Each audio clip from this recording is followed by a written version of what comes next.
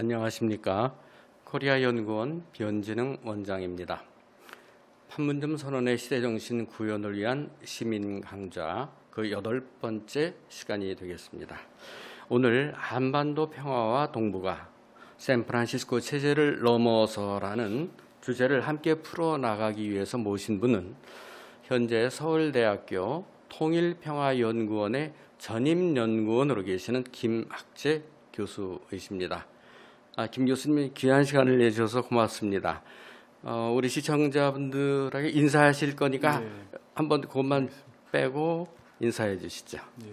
안녕하십니까, 김학재입니다. 네. 사실 우리 김 교수님에 대해서 알게 된 거는 2015년 3월이었던 것 같아요. 그때에 판문점 체제의 기원이라는 책을 내셨는데, 그리고 이제 인터뷰를 국내 언론사하고 하셨어요. 그 기사를 보면 판문점 체제 기원이라고 하는 그 책을 출간을 하셨을 때 김 박사님은 베를린 자유대학의 동아시아 연구원으로 계셨었어요. 그래서 이번에 사실 그 기사를 봤기 때문에 이분을 모셨으면 좋겠는데 독일에 계시면 어떠나 걱정을 했었는데 알고 보니까 다행히 국내에 들어오셔가지고 서울대에 계신 것을 알게 됐습니다. 강의를 좀 시작하기 전에 몇 가지 좀 궁금한 점을 짚어보면서 우리 시청자들께 좀 이렇게 김 교수님에 대해서 아시도록 했으면 좋겠습니다. 우리 교수님은 서울대 학부에서는 천문학을 하셨어요. 그리고 대학원으로 가셔서는 언론정보학의 석박사과정을 거치셨고 박사학위는 또 사회학으로 마치셨습니다. 이렇게 상당히 여러 학문의 장벽을 뛰어넘으면서 공부를 하신 그런 이유가 있으신가요? 생각해 보면은 여러 가지 이제 우연과 또 인연들이 이어져서 그렇게 된 게 아닌가 싶습니다. 네. 자연과학을 공부하고 싶어하는 생각이 있었는데 학교에서 공부를 하다 보니까 점점 인문학, 사회학 쪽으로 끌리게 되면서 전공을 바꿔 나갔던 것 같습니다. 2011년부터 16년까지 독일 베를린 자유대학에 가서 연구를 하셨어요. 동서독 통일 문제에 대한 관심 때문이셨나요? 제가 박사학위 논문으로 그 주제를 이제 한국전쟁 포로 문제를 주제로 자꾸 쓰고 있었습니다. 거제도 포로 수용소의 연구를 하다가 근데 그 박사학위를 하던 즈음에 이제 한국학중앙연구원에서 지원하는 해외 한국학 지원 프로그램에 도움을 받아서 제가 장학금을 받고 독일의 이제 베를린 자유대학교의 글로벌 히스토리라는 프로젝트에 참여하게 됐습니다. 그래서 한국전쟁 문제를 독일의 학계와 이제 같이 교류하면서 이제 학위 논문을 쓰고 있던 와중에 또 베를린 자유대학교에 이제 한국학과라는 곳이 있습니다. 그곳이 워낙 독일 통일 문제를 한국과 같이 연구하고 교류하는 기관이기 때문에 자연스럽게 그런 인연과 연구 분야들이 좀 연결이 됐던 것 같습니다. 오늘 강의 내용의 방향에서도 이제 이렇게 도움이 될 것 같고 해서 이 질문까지만 답변을 드리고 강의로 넘어가겠습니다. 언론사 인터뷰를 하시면서 재미있는 언급을 하셨는데 국제사회가 개입해서 한국 전쟁을 끝내놓고 그 이후에 정전 체제에서 벌어지는 문제는 방치한 채로 이렇게 60여 년, 지금 70년 이상 이렇게 흘러오고 있는데 특히 유엔은 한국 전쟁 정전 협상의 아주 중요한 당사자이면서도 이 문제를 방기한 것이다. 뿐만 아니라 이제 이명박 정부 시절에 한국이 유엔 안전보장 이사회의 의장국을 맡았으면서도 한반도 정전 체제와 관련해서는 한마디도 못했다고 얘기를 하셨고 현재 정전 체제 해결을 위해서는 유엔을 통한 해결 노력을 포기해서는 안 된다고 강조를 하셨어요. 사실 반기문 유엔 사무총장 재임 시기 대부분이 보수 정권 시기와 맞물리면서 한반도 평화와 관련된 성과를 하나도 내놓지 못하지 않았습니까? 사실 그동안에 이제 오셔서 강좌에 참여하셨던 분들도 그런 이야기를 하시고 그랬는데 오늘도 유엔에 대해서 말씀해 주시겠지만 지금 유엔은 미국에 눌려서 거의 제 목소리를 못 내고 있잖아요. 그래도 유엔을 통한 노력이 가능할까요? 그 부분이 참 한편으로는 역사적으로는 비극적인 부분이고 네. 현실에서는 또 고민이 필요한 부분이라고 생각이 드는데요. 네. 비극적이라는 부분은 국제사회의 어떤 화해와 협력의 흐름과 한반도에서의 갈등의 흐름이 어긋나는 경우가 있었고, 한반도에서는 뭔가 문제를 풀어가려고 할 때는 국제사회가 경직돼서 그 흐름이 연결되지 않는 경우들이 있었던 것 같습니다. 그런 측면에서 남북 간의 관계를 좀 개선하려고 할 수 있는 어떤 국제적 분위기가 있던 시점에는 남북 관계가 안 좋아서 문제가 잘 안 풀렸던 부분이 말씀하신 그 이명박 박근혜 정부 시기에 어떤 유엔의 상황이 아니었나라는 생각이 들고요. 하지만 그 역사상 그 한국 전쟁에서 유엔군 사령부가 설립된 것은 유엔 역사에서 특히 냉전 시기의 유엔 역사에서 전무후무한 일이었기 때문에 네. 이것은 유엔의 역사를 통해 보더라도 너무나 중요한 역사적 사례이고 어떤 식으로건 그것이 유엔이 주도한다고는 표현할 수 없지만 결과적으로는 유엔에서도 어느 정도 승인이 되어야 국제적으로 한반도 문제가 완전하게 풀릴 수 있다라는 생각을 갖고 있습니다. 그러니까 하지만 말씀하신 것처럼 지금은 워낙 국제 정치가 국가들과 정부들의 힘에 의해서 좌지우지되는 경향이 강해지고 있기 때문에 말씀하신 것처럼 그런 부분이 쉽지는 않겠지만, 그렇다고 해서 예전처럼 냉전 시기처럼 유엔 안보리가 뭐 비토에 의해서 완전히 막혀 있다거나 그리고 미국이 완전히 유엔 전체를 좌지우지한다거나 하는 상황은 또 아닙니다. 여전히 유엔 총회 같은 공에서는 얼마든지 그 중진국이나 작은 국가들도 목소리를 낼 수 있고, 다만 그것이 이제 유엔 안보리에서 완전히 그 결의안이 통과된다거나 완벽한 그 행위가 나오기에는 물론 중국과 미국 간의 갈등이라는 것이 막혀 있다는 생각이 듭니다. 하지만 유엔은 어떤 중요한 그 행동의 장소로서가 아니라 남북 관계를 국가들이 직접 풀어가는 것을 도와주고 그리고 적어도 막지 않는 정도의 국제적 여론과 결정들을 해줄 수 있는 장소라고 생각을 하고 있습니다. 그리고 무엇보다 유엔군 사령부 문제에 대해서는 유엔에서 반드시 어떤 결정이 이루어져야 되는 상황이라고 생각합니다. 지금 그 말씀하셨는데 유엔사는 사실 이제는 유엔의 기구가 아니라는 이야기를 유엔에서도 하고 있고 그래서 하여간 그 부분은 이제 나중에 또 아마 말씀에 나오실 것 같습니다. 그럼 이제 더 이상 시간을 뺏지 않고 지금부터 어쨌든 이제 준비해 주신 자료를 가지고 강의해 주시도록 시간을 드리겠습니다. 알겠습니다. 감사합니다. 그럼 지금부터 준비된 그 주제의 강연을 말씀드리도록 하겠습니다. 오늘 준비한 주제는 샌프란시스코 체제의 문제인데요. 샌프란시스코 체제를 한반도 평화와 동북아의 관점에서 말씀드리도록 하겠습니다. 이 샌프란시스코 체제라는 것을 다루는 이유는 한반도 평화의 문제가 반드시 남한과 북한만의 문제만이 아니라 중국과 일본, 러시아와 미국 같은 주변 국가들이 모두 연결된 문제라는 차원에서 이 주제를 말씀드리게 되었습니다. 오늘 말씀드릴 내용은 크게 4가지로 구분되어 있습니다. 첫 번째는 이 샌프란시스코 체제가 51년에 수립이 되었기 때문에 그 한국 전쟁의 그 상황을 말씀드리지 않을 수가 없습니다. 이 판문점 체제라든가 정전 체제라든가 이 한일 관계라든가 중일 관계, 이 모든 것들이 사실은 1950년부터 53년까지 진행된 한국 전쟁 시기에 결정된 것들이기 때문에 이 시기를 한국 전쟁에 대한 이해와 함께 말씀드리려고 합니다.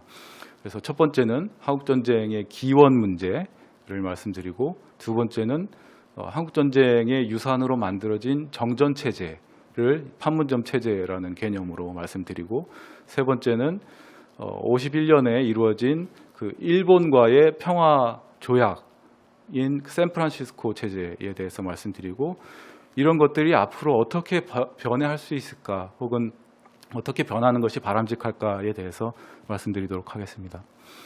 첫 번째는 한국 전쟁의 기원과 냉전에 대한 문제입니다. 이 부분은 우리가 처해 있는 이 지정학적 현실을 이해하고 그것이 한국 전쟁과 이 샌프란시스코 체제의 기원에 있다라는 것을 인식하기 위해서인데요. 이 보여드리는 이 지도에서처럼 이 동북아시아 한반도를 둘러싼 동북아시아 지역은 다른 어느 지역과 비교해도 너무나 다른 점이 많은 특수한 지정학적 관계가 구조적으로 만들어져 있는 지역입니다. 보시다시피 이 지역을 우리가 이제 중동이나 뭐 유럽이나 아메리카 지역과 비교를 해본다고 했을 때 그 주변에는 작은 규모의 여러 국가들이 모여서 대체로 비슷한 관계를 맺고 있는 경우가 많습니다. 하지만 한반도 주변은 지금 전 세계에서 가장 강력한 미국과 중국, 그다음에 지역에서 큰 힘을 갖고 있는 러시아와 일본, 이 남한과 북한을 둘러싸고 있다는 것을 알 수 있습니다. 이러한 지정학적 조건이 한반도 평화 프로세스와 또 샌프란시스코 체제의 미래를 변화시켜 나가는데 반드시 인식해야 할 첫 번째 역사적인 조건이라고 할 수 있습니다. 이것이 이제 한국 전쟁의 기원과도 관련이 있다라는 것인데요. 흔히 이 전쟁이 왜 발발했는가라는 것을 얘기할 때 그 얘기가 정치적이고 굉장히 큰 논란이 되는 이유는 그것이 책임 문제와 관련이 있기 때문입니다. 누가 전쟁을 일으켰는가, 누가 먼저 공격을 시작했는가의 문제가 국제법적인 책임의 문제가 되었습니다. 1945년 이후에 이제 1차 대전, 2차 대전을 치르면서 국제적으로 유엔이 설립되면서 전쟁을 불법화하려는 흐름이 있었기 때문에 이 누가 먼저 전쟁을 일으켰는가라는 것이 책임 논쟁과 관련이 있었습니다. 하지만 그 문제를 생각하다 보면은 어떤 특정한 국가나 정부와 어떤 세력이 무언가를 시작했다라는 식의 생각을 하게 되는데요. 제가 볼 때는 이 전통주의라고 하는 한국 전쟁 초기 연구들은 특히 이 북한이 왜 전쟁을 시작했는가를 중심으로 생각을 했고, 브루스 커밍스로 이어지는 수정주의적인 관점에서는 단지 1950년 6월 25일이 아니라 1945년 이후 한반도가 미국과 소련에 의해서 어떻게 분단되어 가는가라는 내부 맥락을 더 봐야 된다라는 입장을 취했습니다. 근데 제가 보기에는 50년 6월을 보는 것도 충분치 않고 45년 8월을 보는 것도 충분치 않고 더 긴 시선에서 이 분단과 전쟁의 기원을 봐야 되는 것이 아닌가라는 생각이 듭니다. 왜냐하면은 냉전이 아니었다라면은 과연 한반도가 분단이 되었을까? 그리고 냉전이 아니었다면 과연 한반도가 독일은 치르지 않은 전쟁을 치렀을까라는 생각을 해볼 때 냉전이 아니면 한반도는 분단되지도 전쟁을 치르지도 않았을 것이라는 것이 이제 제 생각입니다. 그러다 보니까 자연스럽게 그러면 냉전은 왜 시작되었는가, 어디서 시작되는가라는 질문을 하게 됐는데요. 보통 역사학자들은 이제 1945년이나 대부분은 47년을 냉전의 시작으로 봅니다. 트루만 독트리라는 미국 대통령의 선언으로 인해서 봉쇄라는 조치를 취하게 되고 미국이 팽창하는 소련을 억제하기 위해 공격적이고 방어적인 입장을 취하게 된 것이 냉전의 기원이라는 입장입니다. 45년에 얄타 회담을 할 때만 해도 루즈벨트 대통령과 스탈린과 처칠이 함께 모여서 2차 대전 이후의 세계 질서를 이끌어갈 생각을 했지만 47년 이후부터는 미국과 소련이 완전히 갈라서기 때문에 그때가 이제 냉전의 시작이다라는 얘기를 하고 있습니다. 하지만 그렇게 얘기를 하다 보면은 결국은 또 특정 국가의 책임이 되어버리는 상황이 발생합니다. 그렇게 되면은 끊임없이 이 국제 정치와 정치적인 쟁점이 돼버리기 때문에 제가 볼 때는 좀 더 긴 시선에서 냉전을 이해할 필요가 있는 것이 아닌가 하는 생각을 하고 있습니다. 그것은 냉전이 사실은 1차 대전 이후의 상황을 보면은 러시아와 미국이 유럽의 프랑스나 영국, 독일을 대신해서 초강대국으로 이미 부상을 합니다. 그것이 1차 대전 이후에 러시아와 미국이 부상할 때부터 사실은 미국과 러시아 간의 대립이나 경쟁은 예정되어 있다라는 생각을 할 수 있는 거고요. 그것이 1945년 이후에 바야흐로 전 세계를 미국과 러시아가 지배를 하고 그것이 두 개의 블록 체제로 나눠지는 상황이고 그것이 다른 지역에서는 서로 대립만 했지만 한국과 베트남에서는 유일하게 전쟁이 발생했던 상황이라고 할 수 있고요. 그것이 독일에서는 통일과 유럽 전체의 통합으로과 화해로 나아갔지만 베트남에서는 전쟁을 통해서 통일이 이루어졌고 베트남이 또 미국과 수교를 하는 것을 통해서 이것이 해소되었다면 남북한과 동아시아는 여전히 냉전이 해소되지 않고 있는 상황이다라는 생각을 해볼 수 있습니다. 이렇게 좀 거창하고 좀 너무 긴 역사적 시선의 얘기를 드리는 것은 그것이 오늘날의 미국과 중국의 대립과도 연결이 되어 있기 때문입니다. 예. 이미 그 한반도의 19세기 말 이후의 역사라는 것은 중국과 일본, 러시아와 미국 같은 초강대국이 근대 국가가 되면서 그 힘이 팽창하면서 충돌한 곳이 바로 한반도였던 것입니다. 거의 100년에 걸친 이 강대국들의 어떤 대립과 힘의 균형이 한반도 주변을 둘러싸고 있다라는 것이고요. 그렇기 때문에 이런 과정을 통해서 볼 때 저는 흔히 분단과 전쟁의 내인론과 외인론이라는 구분을 하고 있는데 저는 무엇보다 이 분단의 배경은 이 주변의 바깥으로부터의 어떤 힘의 팽창과 충돌이라고 생각이 되고 특히 미국과 소련이 대립하기 시작하면서 이것이 강력하게 남한과 북한이라는 그 두 개의 분단 국가로 형성되고 그것이 전쟁으로 치닫는 것의 어떤 그 배경을 형성했고 그런 원인을 제공했다라고 생각하고 있습니다. 그것이 이제 한국 전쟁의 기원이었다라고 한다면은 그 한국 전쟁이 남긴 첫 번째 유산으로서 이 한반도 정전 체제라고 하는 판문점 체제의 문제가 있습니다. 이 판문점 체제는 우리가 2018년 이후에 그 평화 프로세스가 시작되면서 4월 27일에 판문점에서 제3차 남북 정상회담이 개최됐고 판문점 선언이라고 하는 어떤 시대 정신을 담은 평화 프로세스가 본격적으로 시작이 되었습니다. 판문점 선언은 이 한반도 평화의 문제를 남한과 북한이 힘을 합쳐서 자체적으로 해결해 나간다라는 다짐과 함께 한반도에서는 더 이상 전쟁은 발생해서는 안 된다라고 하는 앞으로는 한반도에는 평화 시대가 열려야 된다라고 하는 새로운 시대 정신을 천명한 그 선언이었다고 생각을 합니다. 그렇게 판문점에서 그런 선언이 이루어졌던 이유는 판문점이라는 것이 한국 전쟁의 유산이고 끝나지 않은 그 불완전한 평화 체제의 산물이기 때문입니다. 그것을 좀 더 완전한 평화 체제와 더 남북 간의 화해와 협력을 향한 시대로 열어가고자 하는 노력을 기울이고자 했던 것인데요.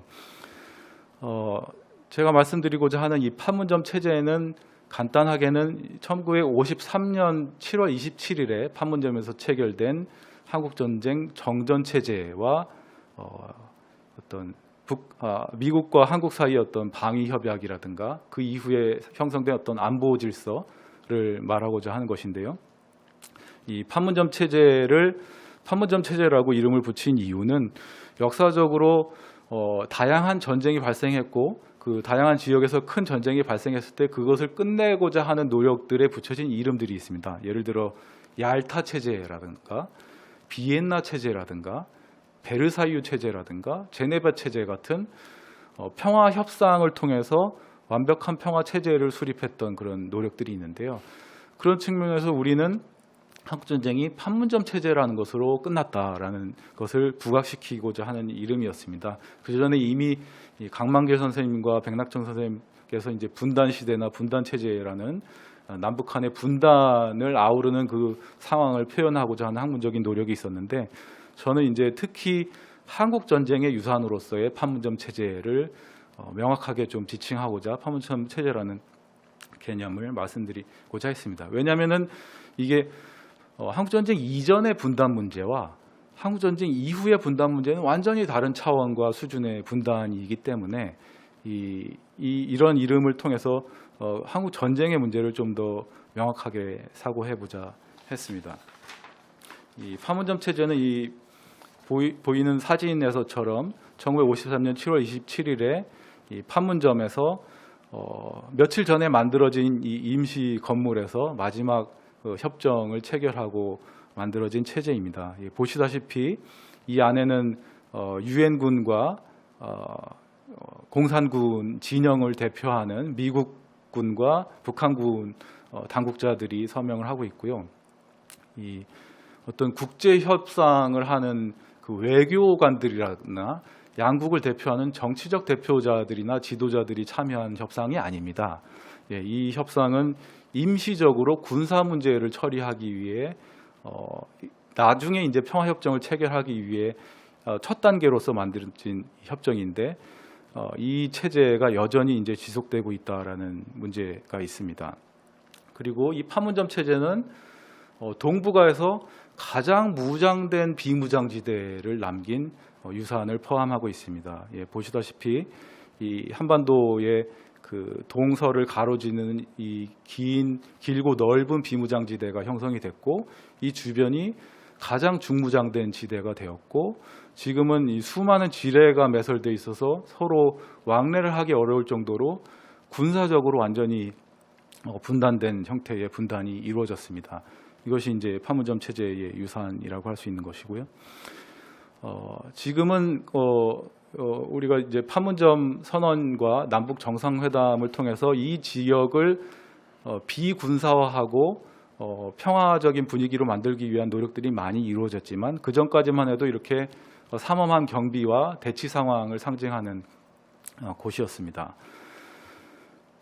이 판문점 체제가 왜 문제가 되냐 하면 앞서서 말씀드렸지만 이 평화학 연구에서 말하는 부정적 평화와 이 긍정적 평화 혹은 소극적 평화와 적극적 평화의 관점에서 보자면은 판문점의 정전 체제라고 하는 것은 가장 부정적이고 낮은 수준의 평화 체제입니다. 당장 군사적인 전투를 멈추자고 하는 휴전이나 정전을 의미하는 체제이고요. 이것이 좀 더 발전되어야 더 완전한 평화 체제와 상호 인정과 상호 외교 정상화와 수교의 단계로 가게 되는 것이고요. 그것이 더 넘어서면은 서로 더 많은 협력과 교환과 연대와 상호 호혜성을 갖게 되는 그 단계로 넘어가는 것이고, 그게 더 나가면은 지역에서 서로의 공동 안보 체제를 수립한다거나 경제 공동체를 수립한다거나 서로 어떤 하나의 사회를 이룬다거나 하는 단계로 나아갈 수 있습니다. 이런 그 상호 관계의 긍정적인 발전의 관계에서 볼 때 판문점 체제는 너무나 낮은 수준의 부정적 체제로 남아 있다라는 것을 문제라는 것을 말씀드리고 싶자 합니다. 이것을 더 나은 체제로 만들려고 했던 노력이 그동안 수없이 이루어졌습니다. 가장 첫 번째 시도가 바로 1954년에 제네바에서 열린 제네바 회담인데요. 이 사진에서 보시다시피 각국의 대표들, 아마 6개 이상 국가의 대표들과 정치인과 외교관들이 모여서 제네바에서 몇 달에 걸쳐서 이제 회의를 했습니다. 이때 의제가 된 것은 바로 한국 전쟁을 완전히 끝내는 문제와 인도 차이나 전쟁을 끝내는 문제가 두 가지가 동시에 안건이 됐습니다. 불행히도 이 제네바 회담에서는 한국 전쟁과 한반도 문제에 대해서는 어떤 결론도 내리지 못한 채 타결이 이루어지지 않고 끝이 났습니다. 한반도 문제에 대해서 어떤 합의도 이루어지지 못하고 회담이 그대로 종식이 됐고요. 인도 차이나 소위 1차 베트남 전쟁에 대해서는 한국과 똑같은 결론을 내렸습니다. 16도 선을 따라서 북베트남과 남베트남을 분단시키고 정전 협정을 체결하고 비무장지대를 설정한다라는 식의 똑같은 결론을 내리고 나중에 다시 해결하자라는 식으로 임시적인 그 해결을 내렸던 게 이제 54년에 제네바 회담입니다. 그 이후에 이제 남북 정부 간의 수많은 노력을 통해서 이것을 더 나은 긍정적인 평화 체제로 만들고자 하는 노력이 있었는데요. 1972년에 7.4 남북 공동성명이라든가 탈냉전 이후에 본격화된 남북 기본합의서와 남북한의 동시 유엔 가입이라든가 2000년에 최초의 남북 정상회담이라든가 그다음에 2004년에 육자회담이라든가 2007년에 정상회담이 있었습니다. 이런 노력을 통해서 남북관계를 대립과 적대와 그 낮은 수준의 평화로부터 좀 더 협력관계와 더 높은 수준의 평화로 이루고자 하는 노력들을 수없이 기울였는데요. 불행히도 2007년 이후에 남북관계가 급격히 악화되면서 오이사 조치라든가 개성공단의 폐쇄라든가 하는 흐름이 약 10년 동안 다시 부정적인 수준으로 내려갔고, 그것을 2017년 이후에 평창올림픽 이후에 4.27 정상회담이라든가 역사상 최초의 북미 정상회담 같은 것을 통해서 계속해서 이 문제를 개선하려는 시도를 해왔습니다. 그것이 이제 어떤 하나의 그 10년간의 어떤 그 부정적인 흐름을 돌파하고자 했던 노력이 이제 4.27 판문점 회담이었는데요. 불과 2년 만에 우리가 다시 이 남북 관계가 예전처럼 그렇게 협력과 그 더 나은 방향으로 나아가지 못하고 있는 상황을 직면하고 있다라는 현실을 알 수 있습니다. 사실 2018년 즈음만 하더라도 이 더 나은 방향으로 평화를 구축하기 위해서 비핵화의 문제라든가 평화 체제 수립의 문제라든가 남북 교류 협력과 통일을 위한 다양한 단계와 로드맵들이 나와 있었던 적이 있습니다. 이런 것들을 통해서 이 비핵화 문제와 평화 체제 문제와 통일의 문제를 동시에 병행해서 더 나은 방향으로 나아가려고 했던 시도들이 구상들이 있었는데요. 불행히도 지금 상황에서 살펴보자면은 1단계 수준의 어떤 그 로드맵을 성취했지만 이 2단계로 나아가지 못하고 다시 1단계 수준에 이제 머물거나 더 뒤로 후퇴할 수도 있는 어떤 상황들에 직면한 게 아닌가 하는 생각이 듭니다. 이렇게 된 이후에는 이제 단순히 남북 관계를 개선하고자 하는 어떤 노력만이 아니라 이 동북아 주변 관계 전체가 긴장과 냉전 상태에 있다면은 남북 관계가 온전히 좋아지는데 힘을 받지 못한다는 문제가 있습니다. 그것의 이제 핵심이 이제 샌프란시스코 체제라고 할 수 있는데요. 2019년 2월 하노이 정상회담 이후에 아시다시피 중국과 미국 관계가 굉장히 틀어졌고요. 그리고 그해 여름부터는 한국과 일본 관계가 틀어지기 시작했고요.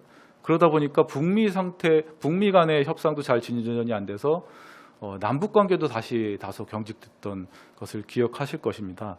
그러니까 2017년부터 18년까지는 끊임없이 남북 관계를 개선함으로써 북미 관계도 개선하고 이 중일 관계도 개선하는 선순환의 흐름이었다고 한다면은 2019년 이후에는 북미 관계가 교착되고 한일 관계도 나빠지고 중미 관계도 긴장이 형성되는 동아시아 전반의 긴장이 다시 대두되었다고 할 수 있는데, 그 배경에는 굉장히 이제 구조적인 냉전 질서가 남아 있는데 그것이 이제 샌프란시스코 체제라는 것입니다. 이 샌프란시스코 체제는 우리가 기억해야 할 것이 판문점 체제가 형성되던 똑같은 시점에 이 샌프란시스코 체제도 성립되었다라는 것입니다. 바로 1951년에 이 두 가지 체제가 동시에 형성됐다라는 것인데요. 51년에 6월부터 먼저 개성에서 남북 간의 정전 협상을 하려고 했습니다. 그러다가 개성이 좀 안전하지 않다라는 논의가 있어서 판문점으로 이동해서 회의를 시작했고요. 초반에는 정전의 협상의 의제를 결정하는 시간이 있었고, 그리고 나서 그 의제들에 대해서 대부분의 의제에 대해서 회의가 잘 진행이 돼서 굉장히 많은 부분이 타결이 됐습니다. 그러다 갑자기 포로 협상 문제가 교착 상태에 빠지면서 그 후 2년간 이 정전 협상이 교착 상태에 빠졌고, 그러다가 1953년에 미국에서는 당시 트루만 정부에서 아이젠하워 정부로 정권이 교체가 됐고, 소련에서는 스탈린이 죽으면서 한마디로 미국과 소련의 리더십이 교체되면서 급속하게 정전협정도 타결이 됐고 1953년 7월 27일 정전협정이 타결이 됐습니다. 이 51년의 시점에 한국에서도 정전협상을 하던 시기에 일본과의 2차 대전을 마무리하는 샌프란시스코 평화협상이 시작이 됐고 9월 8일에 이 샌프란시스코 평화조약이 체결됐습니다. 그러니까 51년의 시점에 이 샌프란시스코 체제가 형성된 것인데요. 샌프란시스코 시스템이라고 하는 것은 51년 9월에 체결된 두 개의 조약으로 이루어져 있습니다. 첫 번째는 일본과의 평화 조약이고요. 이 아시아 지역에서의 태평양 전쟁이라고 하는 이 태평양 전쟁에 48개국이 참전을 했는데 그 48개국과 일본이 평화 조약을 체결했고요. 같은 날 미국과 일본이 방위 조약을 체결했습니다. 그러면서 일본에 미군 기지들이 설치되기 시작했습니다. 이 샌프란시스코 체제가 문제가 되는 것은 이 체제가 냉전의 최전선을 만들어낸 체제다라는 것이고, 이 체제가 더 많은 국가들이 참여한 완전한 평화 조약이 아니라 불완전하고 일부 국가들을 배제한 분리된 평화 조약이다라는 얘기를 하고 있습니다. 그리고 이 동아시아를 전공하는 학자들은 아시아 공동체나 아시아 지역주의라는 것이 출현할 수 없게 만드는 상호 국가들 간의 이질성과 갈등을 만들어 남긴 유산이다라고 얘기를 하고 있습니다. 왜 이렇게 됐는가를 좀 더 설명드리자면은 그러다 보니까 이 샌프란시스코 체제를 어떤 그 냉전의 유산으로서 보는 그 여러 가지 연구들이 나오고 있는데요. 존 다우어라고 하는 그 유명한 역사학자는 이 샌프란시스코 체제의 유산들이 이렇게 많다라고 얘기했고요. 일본의 저명한 역사학자인 와다 하루키 교수님도 이렇게 많은 유산들이 샌프란시스코 체제의 유산이라고 할 수 있습니다. 오키나와 기지 문제라든가 이 동아시아의 중국과 일본, 한국과 일본 사이에 또 러시아와 일본 사이의 영토 분쟁이라든가 일본의 재무장 문제라든가 역사 문제, 해구산 문제, 중일 관계 문제, 그리고 완전하지 않은 어떤 독립의 문제라는 것이 이 샌프란시스코 체제의 유산이다.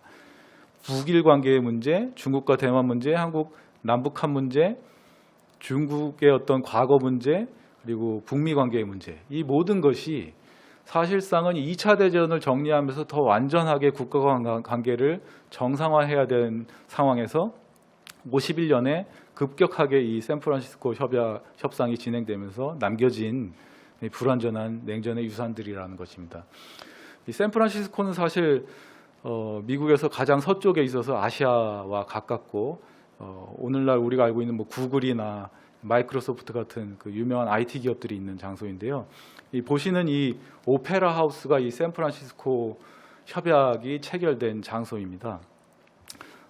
이 내부를 보시면은 뭐 그 회담을 위해서 건설된 건물이 아니라 오페라나 이 문화 활동을 위해서 만들어진 건물인데, 그곳에 이렇게 샌프란시스코 조약이 체결된 장소라는 것을 알리는 기념물이 남아 있고요.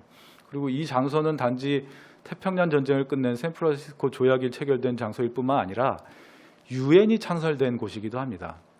2차 대전을 끝내면서 여러 국가들이 합의한, 얄타에서 합의한 유엔 창설을 기념하는 장소이기도 했습니다. 그만큼 역사적 의미가 있는 장소이고, 2차 대전 이후에 어떻게 하면 더 평화로운 질서를 만들까라는 것이 비록 미국 주도이긴 했지만 출범하고자 했던 어떤 장소라고 할 수 있습니다. 이게 이제 불과 일주일이 안 되는 기간 동안 이 샌프란시스코 조약이 체결이 됐는데, 샌프란시스코 조약 자체는 9월 8일에 체결이 됐지만 그 이전에 이제 며칠에 걸쳐서 그 조항들에 대해서 논의하는 회의들이 이어진 것이고요. 이 사진들이 그 상황을 조금 보여주고 있습니다. 그리고 이것은 마지막에 이제 일본의 총리였던 요시다 시게루가 그 조약에 서명하는 장면이고, 그 뒤에는 그 당시 미국의 국무장관이던 딘 에치슨과 존 포스터 덜레스라고 하는 이 샌프란시스코 체제를 설계하고 추진했던 미국 국무장관들이 서 있습니다. 미국과 일본의 합의와 여러 국가들의 어떤 그 옵저버로서의 관찰하면서 이 협약이 만들어진 것을 알 수 있고요. 그리고 그로 인해 남겨진 다양한 영토 문제를 보여주는 이 지도들인데요. 이 큐릴 문제라든가 독도 문제라든가 이 센카쿠 다이오다오 그 섬 문제라든가 남중국해 문제라든가 이 수많은 이 아시아의 섬들의 이 영토 문제가 이 샌프란시스코 조약의 여러 조항들에서 다루어진 문제들입니다. 저는 이 샌프란시스코 체제를 통해서 우리가 이 동북아시아 지역 질서가 얼마나 특이한가를 이해할 수 있고, 동시에 이 한국전쟁 시기에 어떤 냉전 질서가 만들어졌는가를 이해할 수 있다라고 생각을 하는데요. 첫 번째는 이 동북아시아의 국가들 간 관계라고 하는 것이 일반적인 국가들 사이의 그 정상적인 그 관계가 아니라 초강대국이나 지역 강국 사이에 굉장히 위계적이고 그 힘겨루기를 하고 있는 그 어떤 현실 정치가 중요해진 그 파워 폴리틱스의 장이다라는 그 특이성을 구조적으로 갖고 있다라고 생각합니다. 그것의 어떤 그 냉전적 유산이라고 할 수 있는 것이 이 샌프란시스코 체제인데, 저는 그것이 51년에 이렇게 형성됐다라고 보고 있는데요. 51년에 미국의 유명한 그 NSC 문서라는 것이 3개가 나왔는데, 첫 번째가 NSC 41이고, 두 번째가 NSC 95고, 세 번째가 NSC 48 혹은 60입니다. 이것이 각각 미국의 중국에 대한 정책, 미국의 한국에 대한 정책, 미국의 일본에 대한 정책을 정의하는 정책 문서입니다. 그것이 1951년 시점에 확정되고 추진되었는데요. 그것의 핵심은 중국이 한국 전쟁의 49년에 그 신중국이 형성이 되고 공산당 정부가 중국을 수립하게 되면서 누가 유엔에 가입한 중국을 대표하는 정부인가라는 논쟁이 시작됩니다. 근데 그것이 중국이 한국 전쟁에 개입하면서 더 한번 그 큰 논쟁이 되는데요. 이것의 핵심은 새로 설립된 공산당 권위하에 중국을 인정하지 않는다라는 것입니다. 하나의 국가로서 인정하지 않는다. 그것이 그 전부터 있던 정책이긴 하지만 한국 전쟁 시기에 더더욱 분명화된 정책이고, 한마디로 중국의 주권을 인정하지 않는다라는 정책입니다. 그것이 한국전쟁 시기에 확고해졌고 79년에 미국과 중국이 수교하기 전까지 거의 30년에 걸쳐서 유지가 된 정책입니다. 이것의 연장선상에서 미국이 북한의 주권을 인정하지 않는 정책을 생각해 볼 수 있습니다. 그러니까 하나의 국가로 인정을 하지 않는 것입니다. 두 번째는 한반도 문제라는 것이 분단 문제와 통일 문제가 있는 문제인데, 외교적이고 정치적 문제인데, 한국전쟁이 발발했으니까 일단 한국은 군사적으로 임시 휴전을 하자라는 것이 이 NSC 95의 핵심입니다. 한반도 문제는 정치나 외교 문제나 지역 평화 문제나 2차 다전 문제 같은 것을 생각하지 않고 오직 군사적인 휴전 문제만 생각한다라는 것이 NSC 95의 핵심입니다. NSC 60은 대신에 일본은 동북아시아가 다시 냉전이 격화됐기 때문에 2차 대전 전후 처리나 전범 국가로서의 문제를 생각하기보다는 빨리 미국 경제 시스템으로 통합한다. 그리고 빨리 일본은 평화협정을 체결하고 방위협정을 체결해서 이 자유주의 진영으로 포섭한다라는 것이 이 일본을 향한 정책이었습니다. 그러니까 이 중국과 한국과 일본을 다르게 다루는 정책이 이 시기에 형성이 됐고, 한국에 대한 정책은 판문점 체제고 일본에 대한 정책은 이 샌프란시스코 체제로 귀결됐다라고 할 수 있습니다. 이것이 동북아 주변의 초기 냉전 질서의 이 3가지 축이라고 할 수 있는데요. 그 과정이 문제가 되는 이유는 영토 조항에 대해서 다양한 국가들과 협상을 해야 되는데 그 부분이 굉장히 모호하게 처리가 됐습니다. 이것이 일본의 주권은 포기되지만 어느 국가에게로 귀속되는가에 대해서는 언급하지 않은 형태로 조항들이 처리가 됐기 때문에 대만 문제라든가 독도 문제라든가 여러 그 섬의 영토 주권 문제가 명확하게 처리가 안 됐습니다. 그래서 일본이 양자 협상을 통해서 이걸 각각 해결하기로 돼 있던 문제가 있고요. 그리고 중국이나 한국이나 대만이 이 과정에서 협상 대상 국가로 전혀 참여할 수가 없었습니다. 그리고 51년에 이 존 포스터 덜레스가 전 세계를 다니면서 모든 조율을 마친 다음에 요 4일부터 8일간의 서명만 한다라는 식으로 그 외교적인 그 협상 과정이 처리가 됐습니다. 그리고 소련도 참석했다가 퇴장했고요. 인도도 불참했고요. 형식적으로 2차 대전에 참전한 48개국이 일본과 서명하는 식으로 이제 협상이 마무리가 됐고요. 그리고 2차 대전 전후 처리 문제를 전반적으로 다루지 않고 일본을 경제적인 기지로서 더욱 중요시해야 하는 관점에 어떤 그 외교 노선이 이제 반영된 것이라고 할 수 있습니다. 이것을 이제 미국의 관점에서는 화해의 조약이다라고 얘기를 했지만 그 화해가 진정한 의미의 주변 국가들끼리의 협상과 합의를 통해 만들어진 합의가 아니었기 때문에 지금까지도 이 여러 문제들이 완전한 합의를 통해서 이루어지지 않는 유산으로 남은 문제가 되고 있습니다. 그런 측면에서 이 문제를 정면으로 잘 다루지 않았기 때문에 개별적으로 미봉하는 식으로 처리를 해서 이 동아시아의 완벽한 어떤 통합을 이루지 못하는 문제를 남기고 있다. 그리고 당사자들이 참여하지 않은 협상이었다라는 식으로 얘기가 되고 있습니다. 하지만 그 이후에 그러면 그 상황이 어떻게 전개됐는가를 생각해 보자면은 51년에 샌프란시스코 체제가 형성된 이후에 일본이 대만과 평화협정을 별도로 체결을 했고요. 56년에 일본과 러시아가 외교 정상화를 했지만 평화협정은 아직 체결이 안 돼 있습니다. 러시아와 일본 사이에도 아직도 영토 문제가 완전히 해결이 안 된 겁니다. 그러니까 한국 전쟁도 평화협정이 없는 것이고 러시아와 일본 간에도 평화협정이 없는 겁니다. 그리고 51년에 체결한 미일 방위협정이 60년에 또 개정이 되고요. 이런 상태에서 계속해서 양자 협상을 통해서 문제가 해결이 됩니다. 65년에 한일 간의 외교 정상화가 됐는데 식민지배 문제에 대한 어떤 분명한 언급이 없이 어떤 독립을 축하한다라는 어떤 이유로 경제적 지원을 받는 한일 협상이 이루어졌고요. 그 과정에서 이제 한국이 베트남전에 참전을 했고, 그리고 최근에 문제가 되고 있는 그 청구권과 관련해서도 이 샌프란시스코 평화협약의 4조 A항과 B항을 보시면은 다른 형태로 처리가 됐는데요. 이 부분에 대해서는 이제 다른 일본 전문가들이 많은 연구를 해주고 계신데 A항에는 일본에 유리한 조항이 들어가 있고요.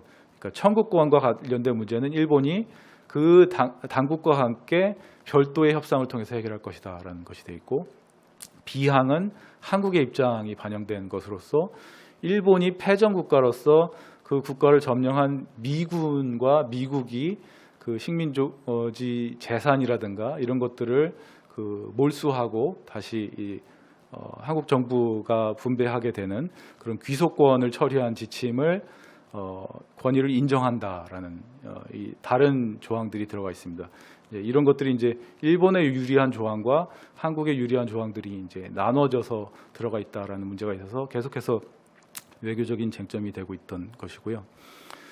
그 이후에 72년에 중미 화해가 그 핑퐁 외교를 통해서 시작되면서 중국과 미국이 화해를 시작하니까 중일 관계가 더 급속하게 정상화가 됐었습니다. 당시에 일본 정부는 공식적으로 사과도 했고요. 그리고 중국과 일본 관계가 굉장히 좋게 진행이 됐고, 베트남 전쟁이 끝나면서 78년, 79년에 다시 한번 중미 관계가 개선되기 시작해서 중국은 개혁 개방 정책으로 나아가고 그 미국과 중국이 공식적인 수교를 하는 탈냉전의 흐름이 이어집니다. 그 흐름 속에서 전반적으로 동아시아 국가 간 관계가 개선되고 한국이 민주화되고 냉전이 끝나고 남북한이 유엔에 동시 가입하는 이 70년부터 90년에 이르는 동북아의 어떤 화해 흐름이 이어지는 과정이 있었다는 것을 생각해 볼 수 있습니다. 그러면 이런 것들이 지금은 어떤 상태에 놓여 있고 앞으로는 어떻게 가는 게 좋을 것인가에 대한 얘기를 해보면은, 이 판문점 체제나 샌프란시스코 체제가 이 한국 전쟁과 동아시아 냉전의 유산이기 때문에 서로 연결되어 있고, 이 한반도 평화 프로세스는 동아시아 화해 프로세스와 같이 가야만 이 문제가 전반적으로 해결될 수 있다라는 것을 확인할 수 있었고요. 그리고 지금 최근에 또 다른 변수가 되고 있는 미중 관계가 70년부터 재작년까지는 좋았는데 재작년부터 본격적으로 관계가 악화되는 문제가 앞으로 이 동북아시아 지정학에 어떤 긴장을 줄 것인가 하는 문제를 동시에 해야 하는 그런 상황이라고 할 수 있습니다. 사실 우리가 이 남북 간의 화해만이 아니라 동아시아 전반적인 화해를 추구했던 여러 노력들을 다시 한번 되돌아볼 필요가 있다라고 생각합니다. 기본적으로 남북 양자 간의 합의만이 아니라 민간 영역에서 기반해서 다자 간의 협력과 화해로 나아가려는 노력들이 계속해서 있었습니다. 90년에 탈냉전과 한중 수교와 남북한의 유엔 동시가입 같은 탈냉전 흐름이 있었을 때 동북아시아 공동체라는 이상들이 있었고요. 김대중 대통령 시기에는 남북 정상회담만이 아니라 동아시아 비전 그룹 같은 동아시아 공동체를 이루어야 된다는 꿈들이 있었습니다. 그것이 동아시아 공동체가 아세안과 연결되는 아세안 플러스 같은 아이디어로 발전을 했고요. 동북아 정상회담이라든가 육장회담 같은 그 민주당 정부 10년간에 이르는 남북 화해와 동아시아 화해의 흐름이 동시에 있었다는 것을 우리가 기억할 필요가 있습니다. 그것의 하나의 산물이 이 2006년 9월 베이징 육자회담의 모습이고요. 지금은 찾아보기 어려운 이 다자간 그 평화 협의체의 어떤 모습이 아닌가라는 생각이 드는데요.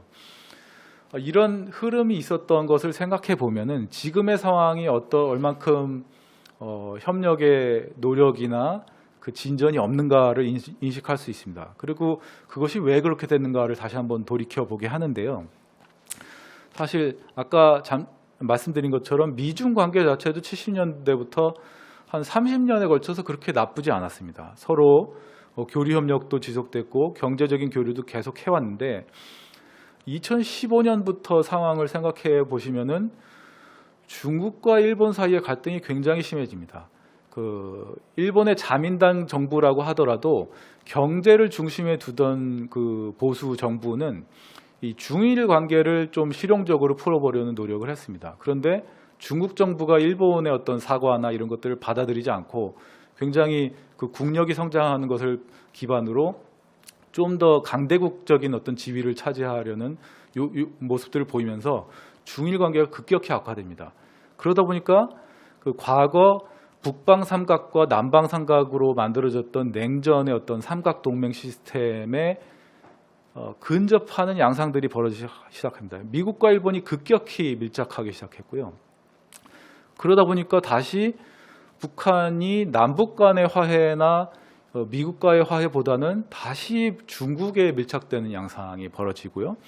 그러다 보니까 다시 한미일이 밀착되고 남북관계가 최악으로 치닫는 그것의 상징인 사드 배치와 중미 간의 갈등이라든가 한중 갈등, 위안부 합의라든가 개성공단 폐쇄 같은 흐름이 2016년부터 17년 사이에 이어졌던 것을 알 수 있습니다. 이렇게 남북관계라는 것이 동북아 전반의 긴장과 맞물려서 악화되어가는 모습이 2년간의 흐름이었다라고 하면은 한국에서 이제 정권이 교체되면서 평창 올림픽을 모멘텀으로 2년 동안 굉장히 숨가쁜 노력을 통해서 남북 관계를 개선하고 그것을 모멘텀으로 또 북미 관계에서 개선해 보려는 노력을 추구했습니다.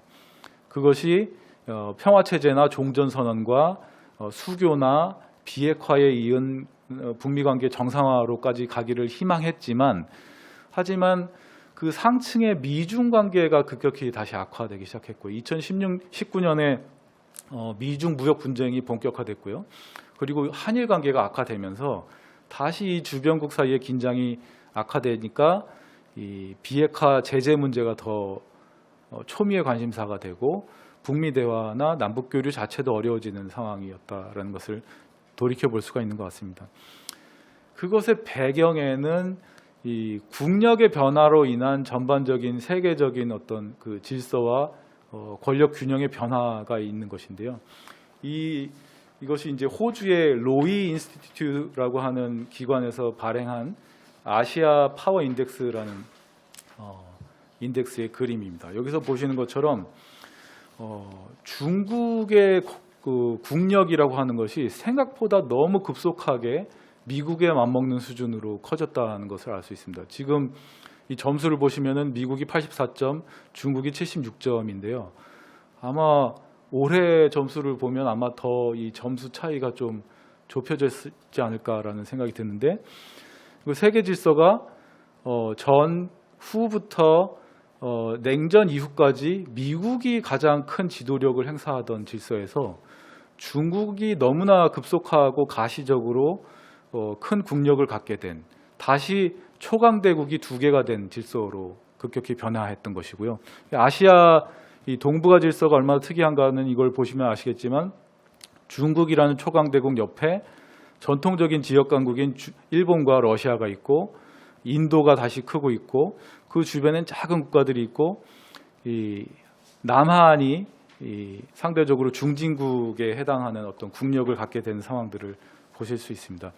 여기서 이 동남아시아 국가들은 굉장히 그 협력적인 아세안 공동체를 형성할 수밖에 없는 그 이해관계가 생긴다는 것을 알 수 있고요. 이렇게 국력 간의 변화가 생기면서 그 배경에는 이제 경제적인 역량의 변화도 있다는 것을 알 수 있는데 이게 이제 세계 글로벌 밸류 체인의 변화를 보여주는 보고서의 한 그림인데요. 2000년대 상황을 보시면은 유럽에선 독일을 중심으로 여러 국가들이 공동체를 이루고 있고 미국이 큰 경제력을 바탕으로 일본과 함께 이 하나의 경제적인 연결고리를 만들고 있다는 것을 알 수 있습니다. 2000년대만 하더라도 중국이 큰 경쟁력을 갖지 않고 있었는데요. 2017년 그림을 보시면은 유럽에서는 여전히 독일을 중심으로 한 경제 공동체가 만들어져 있지만 아시아에서는 중국이 완전히 그 산업의 중심이 된 상태로 상대적으로 일본이나 그 미국보다도 큰 어떤 경제적인 역량을 갖게 된 것을 알 수 있습니다. 이런 것들이 실제로 국제 질서의 변화를 추동했다라는 것이고 그것이 미국과 중국 간의 무역 분쟁을 촉발한 그 요인이라고 할 수 있습니다.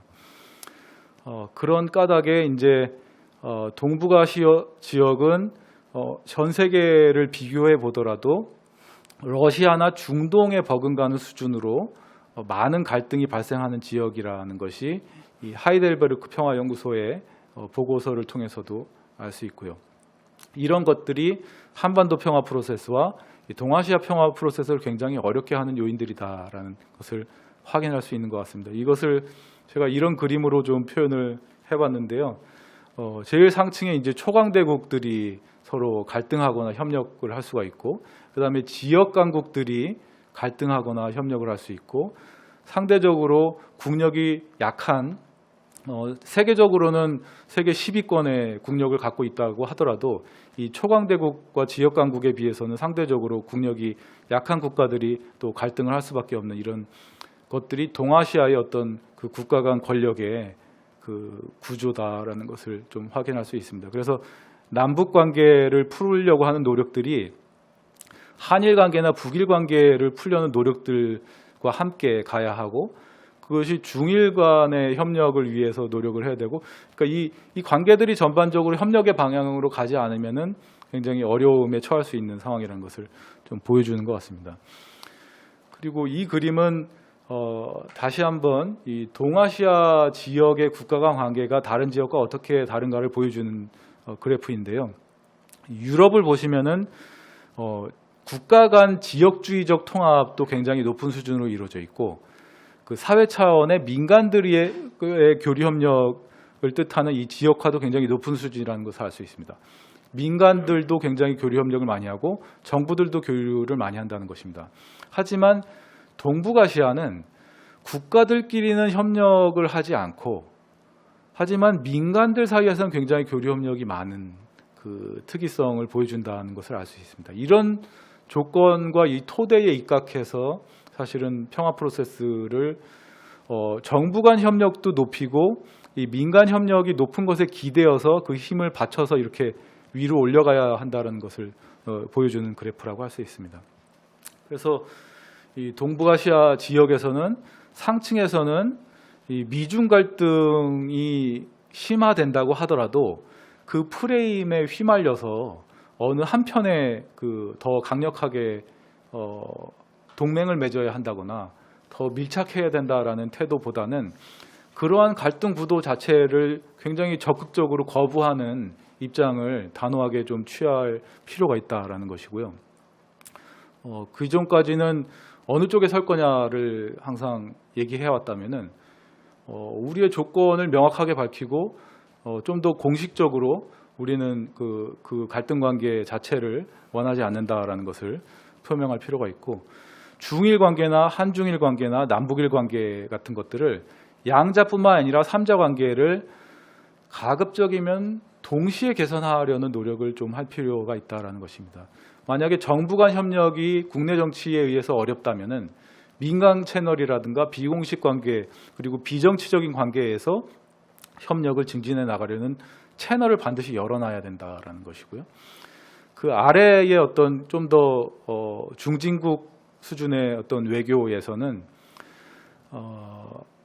가급적이면은 그 국익을 우선하는 정책이긴 하지만 그것이 서로 갈등을 심화하는 악순환에 휘말리게 되면은 남북도 끊임없이 갈등할 수밖에 없고 한일도 끊임없이 갈등할 수밖에 없고 북일 관계도 갈등할 수밖에 없고 그 갈등을 이용하는 정치 세력들이 더 강경하게 그 지지 기반을 갖게 되는 악순환에 휘말릴 수 있다라는 것을 염두에 둬야 된다는 생각을 하고 있습니다. 그래서 이 지정학적인 상층의 측면과 남북 관계 측면과 그 사회 수준의 차원에서 어떤 방향을 지향해야 되는가라는 것들을 좀 원칙을 분명히 할 필요가 있고, 물론 이런 부분들은 다소 이상적인 원칙의 설정이지만 실제 이제 협상이나 어떤 아주 전략 차원에서는 더 냉철한 고려가 필요하다고 생각하고 있고요. 그래서 해법은 무엇인가라는 것을 한마디로 좀 표현을 해보자면은 최대한 우리가 할 수 있는 평화의 공간들을 작더라도 계속 만들어내야 된다. 매우 적극적으로 만들어내야 된다라는 것입니다. 왜냐하면은 지금 미국과 중국의 사이에서 경쟁과 긴장이 지속될 것이라는 것은 너무 명확한 현실입니다. 그 경제력 규모와 군사력 규모를 생각할 때 적어도 30년 이상 미국과 중국 사이에는 정권이 교체되건 말건에 따라 조금 차이는 있겠지만 긴장이 계속될 것입니다. 그러면 미국과 중국이 긴장한다고 해서 우리가 그 긴장 때문에 아무것도 못할 것이냐? 절대로 그래서는 안 된다는 것이죠. 정부 간 그 미국과 중국이 긴장 상태가 만들어진다고 하더라도 어떻게 우리가 가능한 아래로부터 좀 더 탄탄한 평화의 공간을 만들 것인가를 생각해야 된다는 것이고, 그런 관점에서 남북 관계, 한일 관계, 한중 관계, 한미 관계, 한러 관계, 낮은 수준에서는 쉽게는 양자 관계 수준에서, 좀 더 안정적인 수준에서는 삼자 관계 혹은 사자 관계 수준에서 협력의 외교를 계속 단단하게 만들어놔야 된다는 것이고, 그리고 군사나 경제 기술 분야의 합의가 이루어지는 것이 가장 좋지만 그것이 너무 민감해서 잘 안 될 경우에는 기후나 수해 문제라든가 환경 문제, 보건 문제, 방역 문제, 스포츠 문제 같은 덜 민감하고 많은 사람들이 참여하고 응원하고 지지할 수 있는 의제들로 만나고 협의할 필요가 있지 않나라는 생각이 듭니다. 당장 중요한 것은 11월에 미국 대선의 결과에 따라 사실은 미국의 외교 노선이 바뀌는 경우가 발생할 수 있기 때문에 그것에 따라 다양한 불확실성이 발생할 수 있지만 그것에도 흔들리지 않는 우리 정부의 기본 원칙과 단계와 로드맵을 설득력 있게 만들어서 그것을 계속해서 주변 국가를 설득해 나가야 된다는 것이고요. 그런 흐름이 다시 한번 올 수 있다라고 긍정적으로 생각할 때 될 수 있는 기회는 2021년에 도쿄올림픽과 그리고 22년에 베이징 올림픽이 있다는 것을 생각해 볼 수 있습니다. 2021년에 미국 대선 이후에 새로운 정부가 오건 그 현재 정부가 새로운 외교팀을 꾸리건 간에 다시 한번 외교의 모멘텀이 올 수 있는데, 그것이 미중 간의 대립과 경쟁으로 가지 않도록 도쿄올림픽과 베이징 올림픽을 가능한 협력적인 분위기 속에서 만들어갈 필요가 있다는 것이고요. 그것은 중국에도 중요할 것이고 일본에도 중요할 것입니다. 그런 측면에서 이 모멘텀을 잘 활용하도록 준비할 필요가 있고요. 더 나아가서는 이 한반도 평화 프로세스나 이 샌프란시스코 체제를 넘어서 동북아시아의 화해를 만들려고 하는 일이라는 것이 과연 우리만의 일이냐? 그렇지 않다라는 것입니다. 그것은 세계의 국제 질서가 변화하고 있는 것에 대한 대비이고, 그래서 너무나 중요하게 우리가 차근차근 대비해 놔야만 가능한 우리에게 유리할 수 있도록 만들어갈 수 있는 문제다라는 것인데요. 월드인 2050이라고 하는 2050년의 세계라는 보고가 인터넷을 찾아보시면 쉽게 찾을 수 있습니다. 그것이 보고 있는 전 세계의 지금 국력과 국제 질서의 흐름이라는 것이 이렇게 변할 수 있다는 것인데요. 예를 들어 2016년 현재의 전 세계에서 경제력과 군사력을 포함해 가장 큰 국력을 갖고 있는 나라는 미국과 중국과 일본, 러시아, 독일, 브라질 같은 국가들입니다. 여기에는 2차 대전을 끝났을 때 소위 안보리 상임이사국이라고 하는 영국과 프랑스, 미국과 러시아와 중국이 들어가 있고요. 하지만 어느새 중국과 미국이 굉장히 큰 힘을 갖게 됐고, 예전에는 힘이 작았던 브라질과 멕시코, 인도도 어느새 이 강력한 국가들 안에 들어와 있다는 것을 이미 알 수 있고요. 그게 앞으로 15년이 되면은 바야흐로 중국이 가장 큰 국력을 가진 국가가 되게 되고, 인도가 두 번째로 강력한 국가를 갖게 됩니다. 불과 15년 만에 그 인구와 경제력을 바탕으로. 그리고 보시면은 전 세계에서 가장 큰 힘을 가진 국가들 안에 아시아 국가들이 더 많아지게 되는 상황이 도래하게 됩니다. 중국, 인도, 일본, 인도네시아, 러시아, 한국을 포함한 베트남과 이런 국가들이 세계에서 더 많은 국력과 목소리를 가진 국가가 되고요. 2050년이 되면 중국과 인도를 합친 국력, 인도네시아를 합친 국력이 훨씬 더 커지게 되는 그 상황이 예상되고 있습니다. 이런 상황 속에서 2차 대전 이후에 만들어진 국제 질서와 유엔 체제와 세계 질서들이 완벽하게 무너지거나 대체되지는 않겠지만, 적어도 이 국가들 간의 중요한 협의체가 반드시 만들어져야만 되는 상황이다라는 것을 보여주는 것이라고 생각합니다.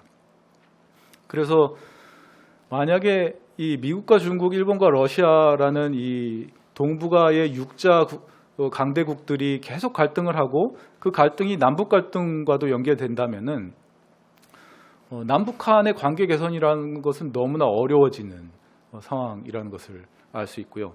A 시나리오라고 하는 것은 최악의 시나리오입니다. 이 주변 모든 국가가 갈등하고 우리도 갈등과 긴장 상태에 놓이게 되는 상황이고, B 시나리오는 남북 관계가 좀 더 협력적인 의지를 천명하고, 그리고 동북아시아의 최소한의 어떤 화해와 협력의 분위기가 만들어지는 것이고요. 그리고 더 나아가서는 남북 간의 더 강력한 어떤 협력의 형태가 어떤 제안이 되고, 그리고 동북아시아에서도 적어도 더 강력한, 지금까지는 없던 협의체와 협력의 의지가 천명이 되면서 자연스럽게 미국과 중국의 대립이 아니라 미국, 중국, 일본, 러시아, 인도 같은 어떤 강대국들이 좀 더 갈등이 아닌 어떤 협력을 위한 그 국제 질서를 천명해 가는 과정, 그리고 나아가서 더 적극적으로 EU 공동체 수준은 아니더라도 미국, 중국, 인도, 일본, 러시아, 통일된 한국이라든가 이런 아시아의 다자 기구들이 더 본격적으로 형성되는 어떤 과정까지 생각해 봐야 되는 것이 아닌가라는 생각을 하고 있습니다. 그것의 하나의 예가 이제 샌프란시스코 체제를 대체할, 혹은 판문점 체제를 대체할 동북아 육자 질서에 대한 어떤 구상들이 필요하지 않나라는 것인데요. 과거에 우리가 육자 회담이라는 것을 했지만 그것이 비핵화 문제나 기타 추후에 동북아시아의 새로운 평화적인 안보 문제를 다루기로 한 합의문들은 도출됐지만, 실제로 어떤 상설 국제기구나 정례화되고 제도화된 그 협의체로 출범하지는 않았습니다. 그런 것들을 우리가 상상하고 또 구체적으로 만들어 볼 필요가 있지 않나라는 것인데요. 예를 들어 이 중국과 미국은 워낙 큰 국가이기 때문에 안보리 시스템처럼 두 국가가 만장일치가 되지 않으면 이 동북아시아의 안보 문제는 합의가 되지 않는 어떤 의사결정의 그 중요한 역할이자 플레이어가 되는 상황이고, 그보다는 작지만 그렇다고 중국과 미국이 모든 것을 결정할 수 없게 일본, 러시아, 한국, 북한이 중진국 혹은 그 이상의 어떤 국가로서 표와 영향력을 행사하는 어떤 협의체 같은 것들을 적극적으로 생각해 봐야 되는 것인데, 그래서 이 협의체 안에서 단일한 의사결정 메커니즘이 있는 게 아니라 전원회의도 있고 실무회의도 있고 위원회도 있고 뭐 정상회담도 있고 양자회담도 있고 그리고 안보나 군사 문제 같은 민감한 문제를 다루는 협의체도 있고 좀 더 덜 정치적인 미래지향적인 그 문제를 다루는 협의체도 있고 그리고 어떤 워킹 그룹이나 태스크포트 수준에서 안보 문제와 군사 문제를 협의하는 것도 해볼 수 있고 그리고 이런 기관들이 협의체를 만들었을 때 과연 표결을 어떻게 할 것이고 어떤 과정을 거쳐서 결정을 할 것인가에 대해서도 한번 구체적으로 생각해 볼 필요가 있는 것이 아닌가 하는 생각을 갖고 있습니다. 그래서 아까 중간에 보여드렸던 어떤 그 비핵화와 평화체제와 남북 간의 교류 협력에 대한 프로세스가 남북 관계를 중심으로 하고 남북미 관계를 염두에 둔 프로세스였다고 한다면은 이 동북아시아 전반의 문제가 이 남북 관계에 영향을 준다면은 이 비핵 평화 프로세스나 남북 교류 프로세스가 이 동아시아 협력 프로세스와 더 연계돼서 단계적으로 나아갈 수 있는 굉장히 정교한 로드맵과 단계에 대한 구상이 필요하지 않는가 하는 생각을 해보게 됩니다. 여기까지가 오늘 그 샌프란시스코 체제를 넘어서 관련해서 제가 드리고자 했던 내용입니다. 감사합니다. 고생하셨습니다. 사실 샌프란시스코 체제라는 용어가 주로 이제 우리 학자들 중심으로 많이 다루어지고 오히려 정치인들도 샌프란시스코 체제를 얘기하고 그러는 경우는 별로 없었던 것 같아요.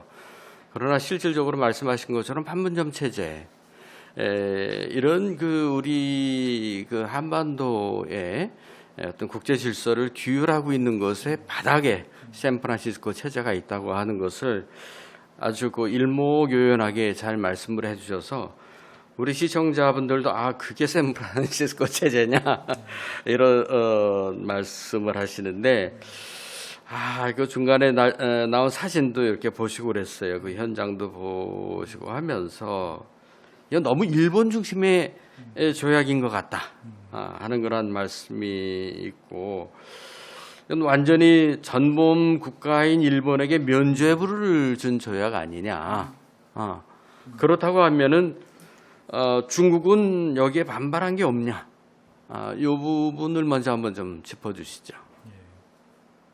중요한 지적이십니다. 그 샌프란시스코 협약의 어떤 그 처리 과정과 그 합의 과정을 보자면은 동아시아의 그 식민 지배나 태평양 전쟁의 피해를 입은 국가들의 입장에서는 철저하게 이제 일본을 중심으로 일본의 국익에 부합하는 그 합의와 그 결과였다라고 할 수 있습니다. 그런데 그 일반적인 어떤 분석은 사실은 그것을 추구했던 미국의 외교 전략과 목적이 있었다라는 것인데요. 예를 들어 아까 사진에도 나왔던 딘 애치슨이라든가 존 포스터 덜레스가 추구했던 아시아에서의 전략이 있었다라는 것이고 그것과 일본 간의 어떤 교환과 합의에 입각한 귀걸이였다라는 생각이 듭니다. 그리고 그것을 추구했던 미국의 외교 정책이라고 하는 것은 얄타 시기에는 아까 말씀드린 것처럼 최대한 협의를 해서 냉전이라고 하더라도 미국과 소련이 합의할 수 있는 체제를 구상했지만 그것이 트루만 정부로 가면서 봉쇄라고 하는 그 서로 방어적으로 대립하는 체제가 갔고 한국전쟁이라는 것은 사실 서로 더 충돌한 것이거든요. 봉쇄에서 더 나간 반격이나 공격 수준이었습니다. 그러니까 그 적극적인 상호 물리적 충돌이 이루어진 시기에 이 샌프란시스코 체제가 통과했다라는 걸 생각한다면은 그러니까 최악의 군사 충돌과 더 나은 그 상호 협력 중간에 있던 그러니까 선을 긋고 서로 이제 방어적으로 대치하는 것의 산물이었다라고 볼 수 있는 것이고요. 근데 그런 산물이었기 때문에 이 2차 대전과 식민지배의 피해를 입었던 여러 국가들의 입장에서는 미국과 일본이 주도해서 이 다른 지역 국가들의 입장을 반영하지 않았다라는 그 판단을 하고 있는 것이고, 그래서 중국과 일본 사이에서 이 문제를 어떻게 풀어갔나를 사실 살펴보면은 사실 그 마오쩌둥과 그 저우원라이와 덩샤오핑 그 어떤 중국의 리더십들이 이 문제를 어떻게 풀어갔나를 보면은 71년, 72년의 대탕트 시기와 78년, 79년의 시점에서 상호 외교 관계를 정상화하면서 그때는 상대적으로 강대국 외교라는 형태로 이 문제를 교환했다라는 것을 확인할 수 있습니다. 역사적으로 살펴보면은 그래서 예를 들어 덩샤오핑이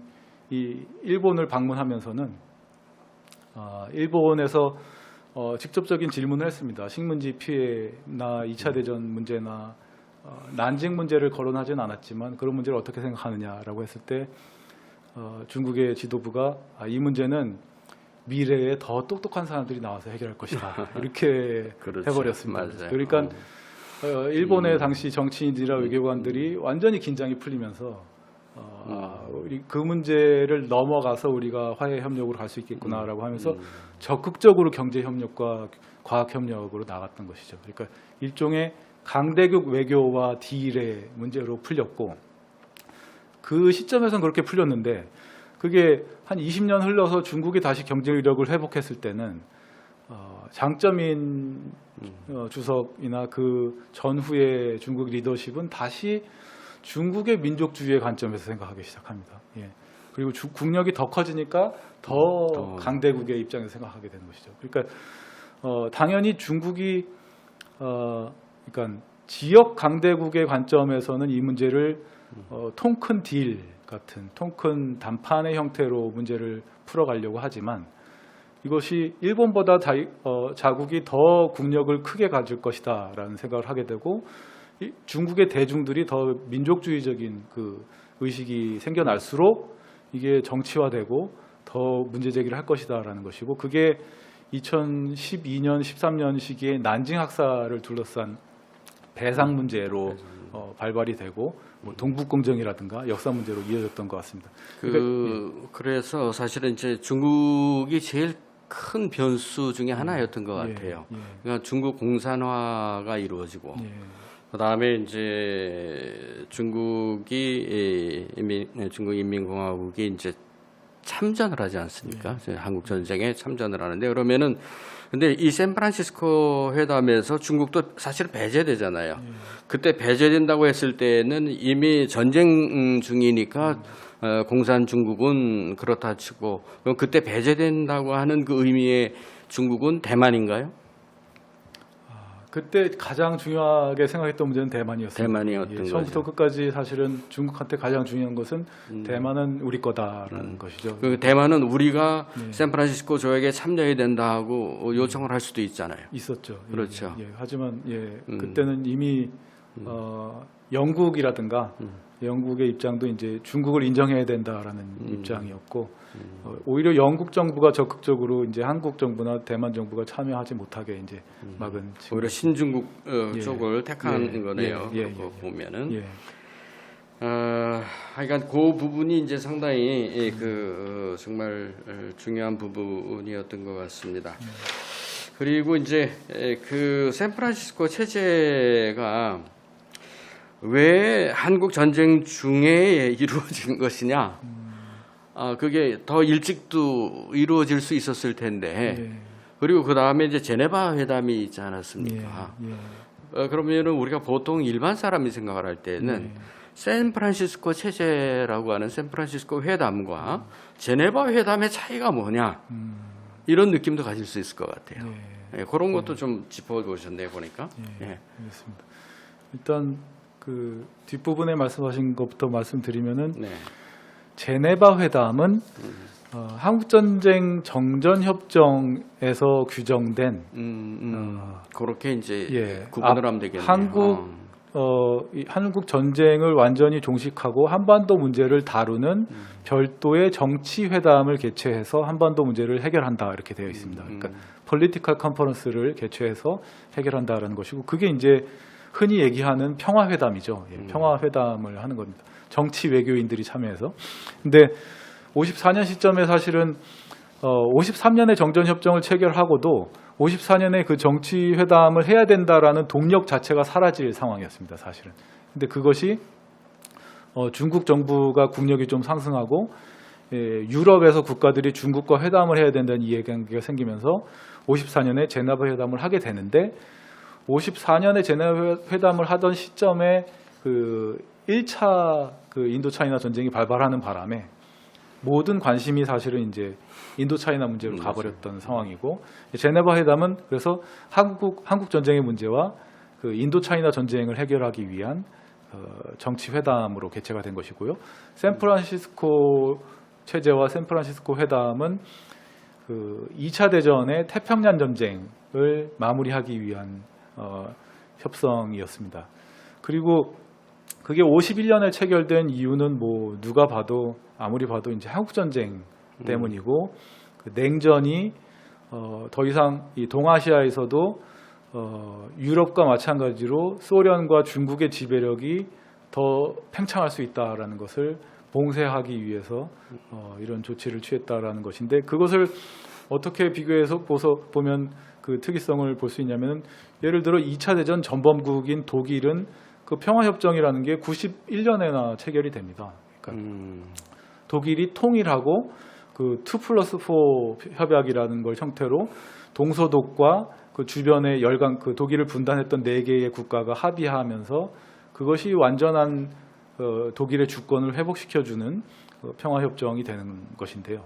근데 일본은 불과 전쟁이 끝난 지 6년 만에 굉장히 빠른 시기에 그 평화협정이 체결된. 그죠. 사실은 6년이 빠르다고 하시지만은 어떻게 보면은 45년에 일단 항복을 하고 난 다음에 그 다음에 빨리 이게 이루어졌었으면 좋았지 않나. 예를 들면 이제 메가도도 처음에는 일본에 대해서 상당히 정말 그 전범 국가로서의 그 일본의 지위라고 하는 것을 전제하면서 정책을 펼쳤었잖아요.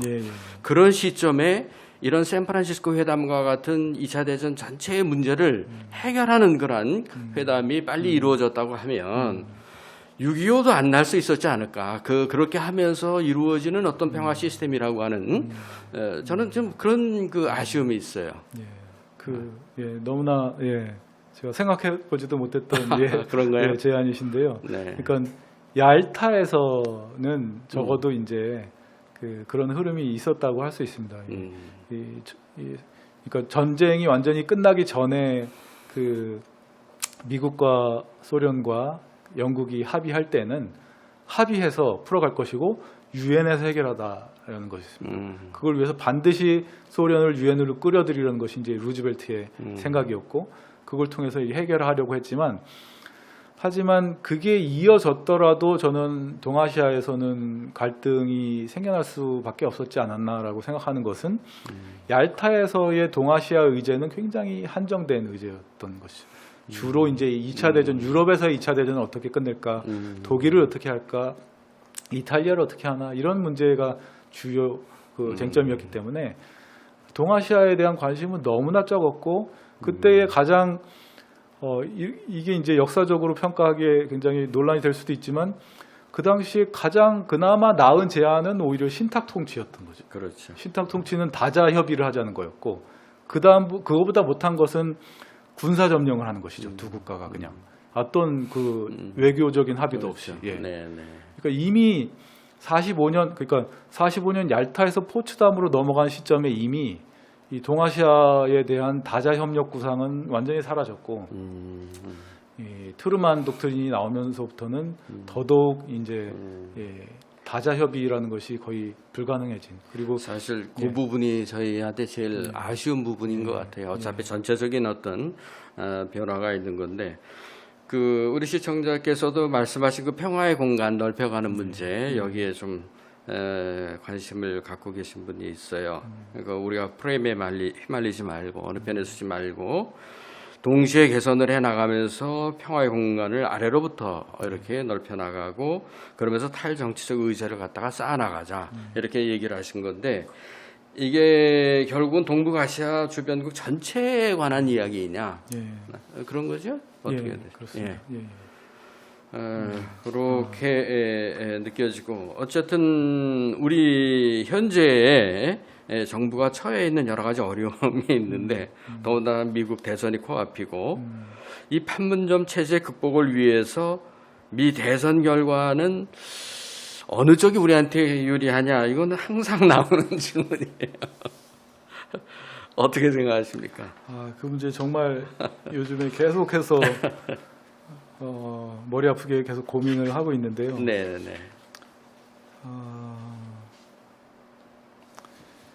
그게 아까 말씀드린 것처럼 이 미국과 중국의 평화의 공간, 미국과 중국의 긴장은 미국의 정권이 어떤 정권이 들어서더라도 30년 이상 지속이 될 것입니다. 아까 그렇게 말씀하셨죠. 근데 그 관점에서 우리가 분명하게 인식해야 될 것은 내셔널 미국의 국익만을 중요시하는 정치 세력의 경우에는 국제 평화를 그렇게 신경 쓰지 않는다는 것입니다. 그러니까 그 국가의 리더십이 정치적 성과를 생각할 수 있지만 기본적으로는 그 지지 기반이라는 것이 굉장히 기존에 더 평화롭고 협력하는 세계 질서에 대한 생각이나 의지가 없다라는 것이죠. 지금 트럼프 정부가 그런 모습인 거 아닌가요? 그런 모습이라고 할 수 있습니다. 네. 사실은 그 지지 기반을 생각했을 때는 미국은 전통적으로 이제 국제 협력주의와 그 국익 우선하는 이제 민족주의적인 일국적인 지향의 외교 노선이 크게 두 개가 있는데 아무래도 트럼프 정부는 그런 성향이죠. 근데 그럼에도 불구하고 이제 국익 중심으로 이제 여러 국가들과도 전통적으로는 갈등하던 국가와도 이제 협력도 하고 이해관계 중심으로 판단하는 측면은 있지만 기본 외교 방향은 더 나은 협력이나 화해 같은 것은 지향하지 않는다라는 것입니다. 그러니까 저는 트럼프 정부가 재집권을 하더라도 국익을 우선하는 관점에서는 기존에는 협력하지 않고 협상하던 파트너와 협상을 할 수는 있습니다. 하지만 그것을 지지하는 그 미국의 흐름이라는 것은 굉장히 국익 중심적인 관점이기 때문에 그것이 결코 중국에게 이해가 되도록 하지 않을 것이고 한국에게만 이익이 되도록 하지 않을 것이라는 것입니다. 그러니까 관계가 개선되더라도 굉장히 틀 안에 갇힌 관계 개선일 것이라는 것이고요. 그럼 반대로 바이든으로 상징되는 민주당 정부는 전통적으로 국제협력을 추구했는데 국제협력을 추구하더라도 그것은 그것에 뒷받침이 되는 것은 더 넓은 경제협력이 이익이 되는 세력의 힘을 받으면서 국제협력을 추구한다라는 것이죠. 네. 그렇게 되면은 끊임없이 미국은 그것에 피해를 받는 세력들로부터 공격을 받게 됩니다. 내부적으로. 이것도 마찬가지로 기본적으로는 화해 협력의 공간이 넓어지지만 그것이 계속해서 피해를 입는 그 미국 내부의 반발에 직면하게 된다라는 것이죠. 그러니까 이게 어느 쪽이 된다 유리한 게 결코 아니라 그 공간의 상한과 하한이 그 두 정권에 따라 어떻게 바뀌냐라는 문제인 것이고 그렇기 때문에 우리는 예를 들어 바이든이 됐을 때의 상한과 하한은 오바마 정부나 클린턴 정부 때를 생각해 볼 수 있습니다. 그때는 한국 정부가 적극적으로 하면 최대한 되는 상황이죠. 그렇죠. 하지만 그때는 미국이 권위를 갖고 한일 관계를 협력으로 분위기를 만들어줄 수 있었지만 지금은 한일 관계가 대등해질수록 갈등이 되기 때문에 한국과 일본이 자체적으로 풀어야 된다는 측면은 있습니다. 하지만 어쨌건 그 바이든 정부 안에서는 한국 정부의 자율성이 좀 더 커져서 주도하는 만큼 우리가 얻어낼 수 있다라는 것이고요. 하지만 그것이 우리가 기대하는 만큼 완벽하게 어떤 반발 없이 미국 정치에서 반대 없이 통과될 것은 또 기대하기 어려운 측면이 있습니다. 어쨌든 하여간 우리는 한반도 평화를 풀어내야 되고 그러기 위해서 말씀하신 것처럼 동북아 평화에 전체적인 분위기, 환경과 이게 맞아 들어가도록 해야 되는데 이 부분은 좀 우리 시청자들께 소개를 드리고 싶어요. 최근에 쓰신 그 한반도 평화 프로세스의 4가지 원칙 하시면서 비핵 평화 프로세스의 선순환을 위한 비차별적 억지 전략의 필요성을 얘기를 하셨어요. 사실 이게 제재가 이게 문제가 있는 거다 하는 것을 정말 객관적이고 중립적인 용어로 말씀하시는 거라서 이 비차별적 억지 전략이라고 하는 것이 어떤 건가요? 예, 제가 이제 어떤 외교 전략에서 이제 그것을 어떻게 하면 그 성공적인 결과를 나올 수 있는 외교 전략이 있는가를 연구한 연구들이 있습니다. 네. 심리학 전공하시는 분들도 있고 외교 협상 이론을 전공하신 분들이 만들어낸 용어고요. 이렇게 협상을 할 경우에 서로 신뢰가 없고 서로 긴장이 있더라도 길게 보면 이 과정이 계속 이어지더라.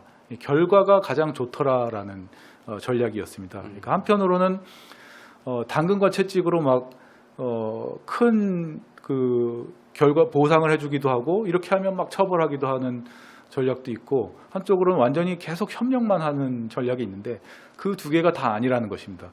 그러니까 원칙은 협력인데 이것에 어긋났을 경우에는 처벌을 한다라는 것이죠. 그러니까 원칙은 협력으로 하고 계속 협력하지만 이 협력에서 어긋나는 행동을 할 경우에는 예전으로 돌아간다라든가 그게 흔히 이제 스냅백 조항이라든가 그러니까 이게 오래 걸리는 단계이기 때문에 과정이기 때문에 계속 이어갈 수 있는 방식이 뭔가라는 것인데 그게 바로 이 비차별적 억지 전략이라는 것인데요.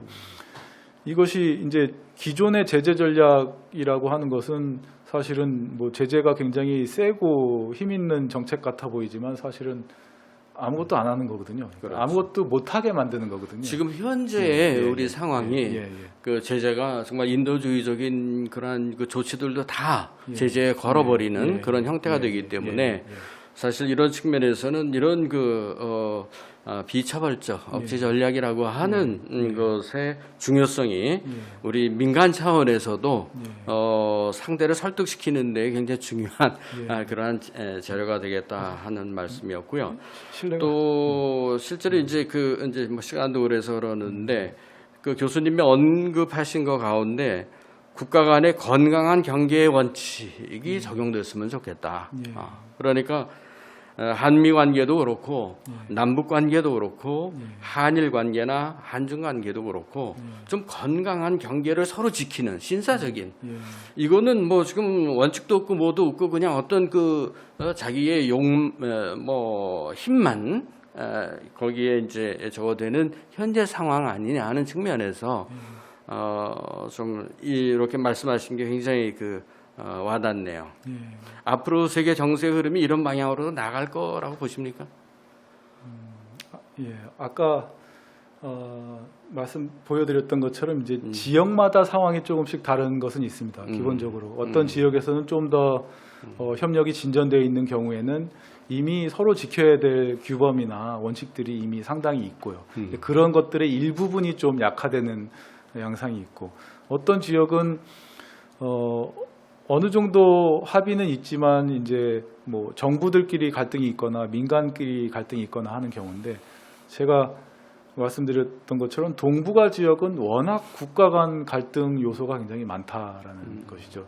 하지만 민간 차원에서는 굉장히 실용적으로 이제 협력을 하고 있다라는 것인데 그런 측면에서 제가 건강한 경계의 원칙을 얘기한 것은 그 관계 자체가 너무 지배와 종속 혹은 너무 강대국식의 어떤 위협하는 정치가 많기 때문에 우리가 완벽하게 평등한 국가들 간의 관계로 가려면 오래 걸리겠지만 적어도 그런 너무나 무자비한 어떤 적나라한 그 국가 간 힘의 관계로만 이 상황을 풀어간다고 한다면은 그거는 모두에게 악화되는 결과를 초래할 것이다라는 입장인 것이고요. 그래서 적어도 국가들 사이에서 더 이상 갈등을 일으키지 않는 방향에 대해서 큰 원칙에 좀 합의하는 모범들을 계속 만들어갈 필요가 있고 그리고 국력이 작은 국가일수록 그런 원칙들을 최대한 많이 활용해야 된다라는 측면이 있고요. 또 하나는 미국과 중국이 계속 헤게모니와 경쟁을 하더라도 오랜 역사를 보면은 그 전 세계에 영향을 미치는 국가라고 하는 것은 힘만으로 되는 것이 아닙니다. 그 국가가 보여주는 어떤 리더십과 규범과 그것이 주는 더 나은 사회에 대한 어떤 비전 같은 것들이 있어야 되기 때문에 중국의 입장에서도 앞으로 더 큰 그 영향력과 지지를 받으려면 이 부분을 생각하지 않을 수가 없을 거라고 생각합니다. 뭐 사실 미국이나 중국이 지금 말씀하신 것처럼 그런 스탠스를 취해야 되고 그래야지만 이제 앞으로의 저희네들의 세계적인 어떤 존재 의미도 찾아 나갈 수 있겠다 이렇게 생각이 듭니다. 근데 저희의 이런 이야기가 그들 귀에는 잘 안 들리겠죠. 예, 수고 많으셨습니다. 오늘은 서울대 통일평화연구원의 이학재 교수님을 모시고 한반도 평화와 동북아, 샌프란시스코 체제를 넘어에 대해서 말씀을 나누어 보았습니다. 이 강의의 내용은 언제든지 오마이TV 유튜브와 코리아연구원의 홈페이지 knsi.org를 통해서 다시 보실 수 있으십니다. 오늘 수고해 주신 김학재 교수님께 먼저 깊이 감사드립니다. 감사합니다. 이제 이 시민 강좌도 다음 시간인 8월 27일에 대단원에 막을 내리게 되겠습니다. 다음 시간 주제는 이 시민 강좌의 총결이기도 해서 사단법인 다른 백년의 이내경 이사장님을 모시고 판문점 선언의 시대정신 구현, 그러니까 여태까지 저희가 판문점 선언의 시대정신을 어떻게 우리가 찾아볼 수 있는가, 다시 되살릴 수 있는가에 집중을 했었다고 하면은 이것을 구현하는 데 필요한 시민사회의 역할과 과제는 무엇인가 하는 것으로 시청자 여러분을 다시 찾아뵙게 되겠습니다. 27일 마지막 강좌에서도 시청자 여러분의 더 큰 관심과 기대를 부탁드리겠습니다. 시청자 여러분 고맙습니다. 안녕히 계십시오.